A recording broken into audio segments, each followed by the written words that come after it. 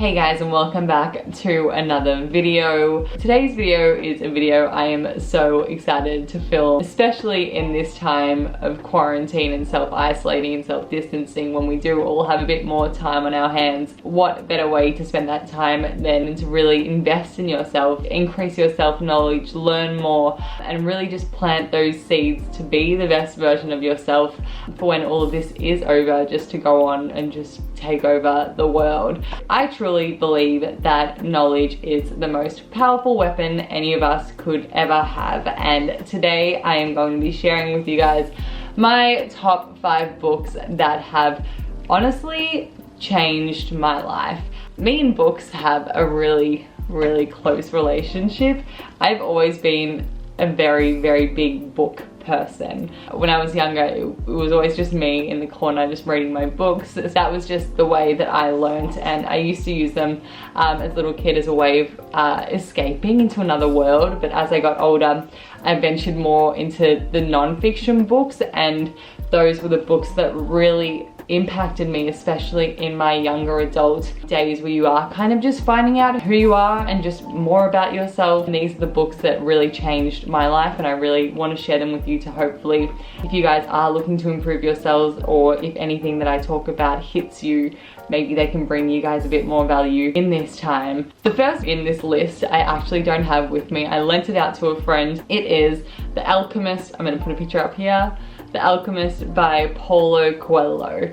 And this book makes me so happy. Just thinking about it just brings me so much joy, because it was one of the first books that I read along my self-discovery journey. I remember reading it and just falling in love with it. So the book is about a young boy called Santiago, and he has this dream where he's told to find his personal legend. He's forced to overcome his fears and really put into like testing situations where he truly has to listen to his heart and have his soul guide him. The way this book is written is unlike anything else. It is all about believing in yourself to achieve your dreams, and that passion inside of you that just fuels you and lights you up and leads you to living your best life. Also, how important it is to just listen to your heart and listen to your gut, and to never stop believing and to never stop trying to chase that dream and that fire that burns so deep inside of you. And I just remember reading this book, sitting in the bath, finishing this book, and just having tears streaming down my eyes, because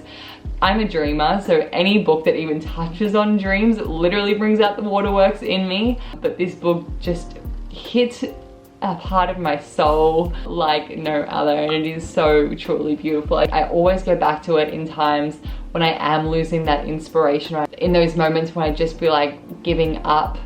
Every time I read it, I find something in the words that just hits me that I had never read like before.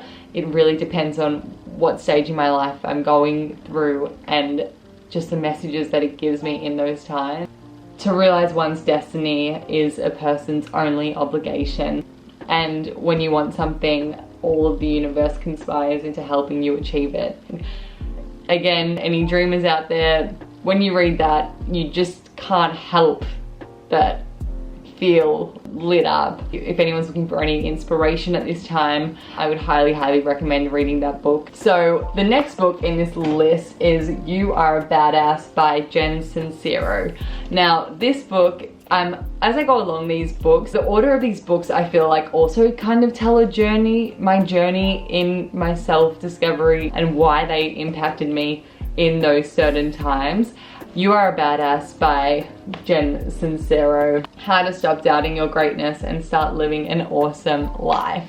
And that title pretty much says it all. This book really did impact me in such a big way, because when I did read it, I used to be a very insecure girl. I lacked all self-confidence. I had no self-belief. I cared so much about what other people thought of me. Jen Sincero really she delves into just common human insecurities, really teaches you how, not stupid, but how silly they really are, and gives you really useful tips in overcoming them. She touches on the law of attraction and the power of the universe as well. She kind of just gets you off your ass and just makes you stop giving into those excuses that are stopping you from living that life that you deserve, and really break through those limiting beliefs that are holding you back, and just to be yourself and love yourself and not give a crap about what anyone else thinks.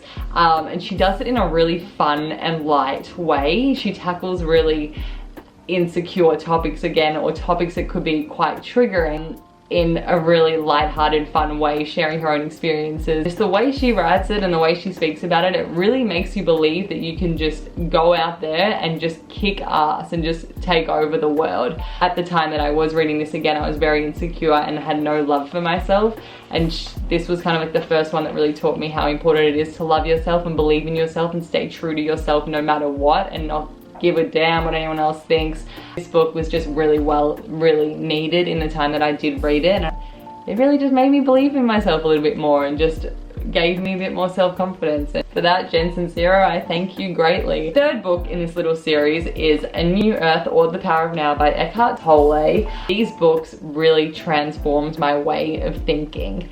It was the first time that I had ever even It was the first book that I read that taught me more about spirituality and consciousness and being aware of your thoughts. I'm not sure if it was The Power of Now or A New Earth. When I read that you are the observer of your thoughts, you are not your thoughts, that's literally changed the game. I remember reading that and I was like, wow. And especially because, again, I used to be still am an overthinker. I think a lot. It used to be really bad, and I used to be a really anxious person, and I don't say that lightly at all. I used to be very stressed, and most of the stress and the anxiety was very self-inflicted. When I read this book, and when he speaks about the power of your thoughts and how you are the observer of your thoughts and you can control your thoughts, and just to watch over your thoughts and to be mindful of what you believe and that you are not your thoughts. When I first read that, it really just changed everything, and it really made me more conscious of the thoughts that I was thinking and really made me aware not to believe in them. The Power of Now talks about how important it is to stay in the present moment, because life is nothing but a series of present moments, and we're never promised the next moment, and we can't be living in the past. So it is so important to be living in the now, and to really be present in those relationships that you have, in those situations that you're in. When you're sitting and drinking a coffee with a friend, to be there, you know, that's all you have. And he really kind of reconciles how important it is to have a dream, but it's not the dream in the future that matters, it's that journey and where you are right now to getting there that is truly what life is all about.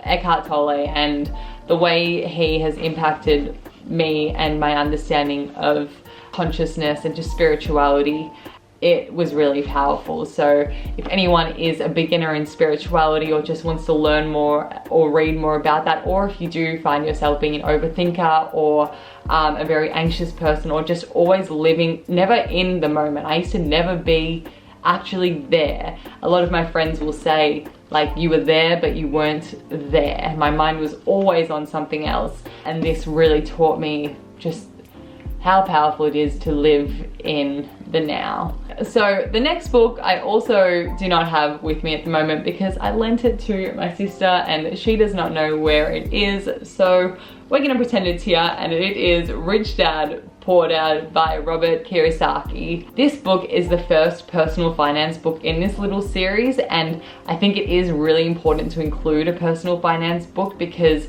it is something that none of us can avoid, and it is so important to be financially literate, and especially at this age. I feel like a lot of us don't get taught about money, and a lot of us have really bad relationships with money, and Rich Dad, Poor Dad really helped change my relationship and my thoughts on money. So what the book is about is it's about Robert's story about him growing up with essentially a poor dad and a rich dad. So the poor dad was his own biological father, employed, worked for money and had a 9-to-5 job, and really went along the teachings of society, whereas his other father was his next door neighbor's dad's father, who was a rich dad. He was the wealthy one who made money work for him, invested, purchased assets instead of liabilities, knew the difference between assets and liabilities, and really made the rules and regulations around money work for him.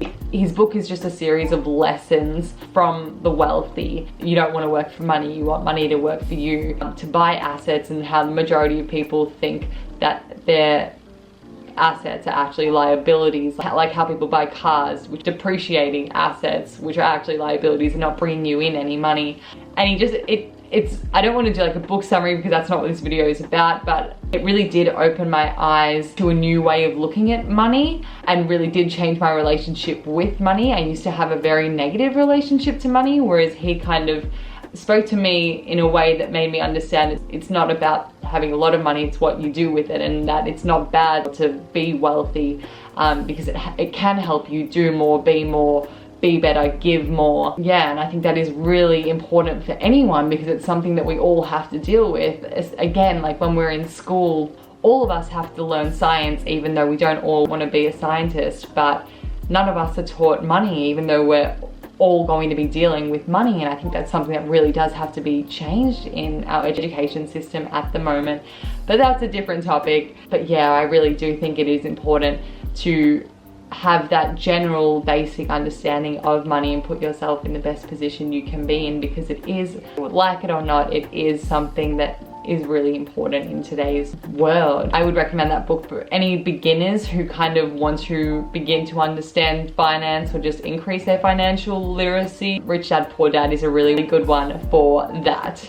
So the sun is officially setting, and I think it is setting quite the mood for this last book, because they do say save the best till last, and that is in fact what I have done, because this next book is my favorite book of all time, and it is, drumroll, Breaking the Habit of Being Yourself by Dr. Joe Dispenza.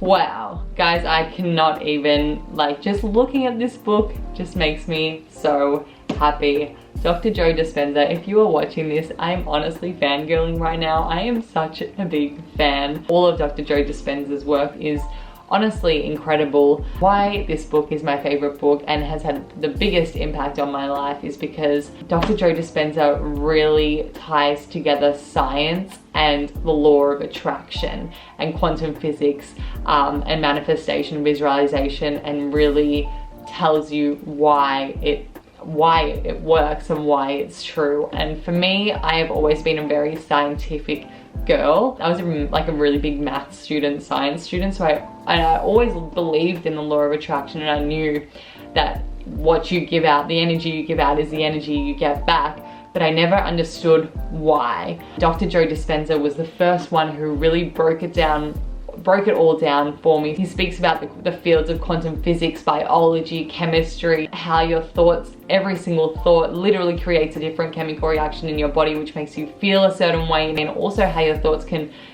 activate certain genes, change your, not genetics, but you can change the way your genes are activated. You can upregulate or downregulate certain genes just by thought alone. He goes into, he talks a lot about quantum physics and how this world is literally 99.9999% energy. So why are we focusing on the 0.0001% that is physical matter? He talks about how you can change your external environment by changing your internal environment, whereas most people kind of live the other way in acquiring things around them to make them feel a certain way inside. It just goes into so much that I could never ever fit into a video, let alone even do it justice.